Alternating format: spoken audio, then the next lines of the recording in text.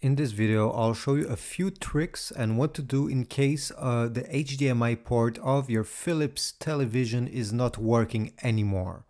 So the first thing you should try that is really quick and solve most of the problems is to unplug all HDMI devices from your Philips TV. Then unplug your Philips TV from the wall socket. Okay, leave it like this 5 minutes. In the meanwhile, inside this 5 minutes, I want you to find the power button that is sometimes located in the back or sometimes it's under the TV and press on it during 30 seconds. Okay, keep your finger on that button during 30 seconds and then release it. Then when the 5 minutes has passed, you can plug back your TV into the wall socket and plug back all the HDMI devices into the Philips TV. And hopefully this will solve your problem.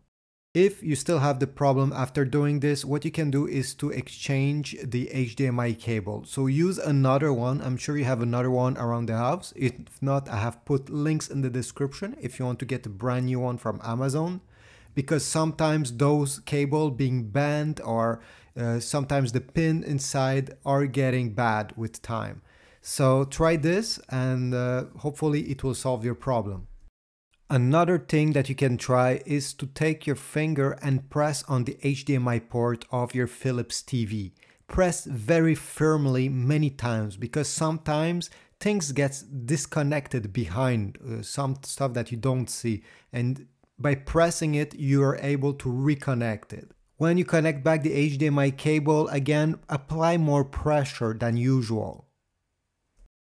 Finally, if none of these tricks works, you can factory reset your Philips TV.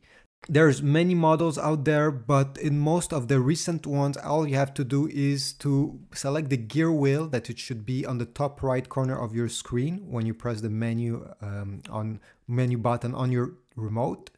Then choose General Settings, then choose Factory Settings and press OK. Again, it could be a bit different from your models, but you should find it in the menus, and hopefully resetting your TV will solve your problem. Thanks for watching. Please leave a comment if this worked, or if you have any other tips regarding this HDMI problem, please leave them down below. I'm sure somebody will be very grateful. Like, and I'll see you in the next one.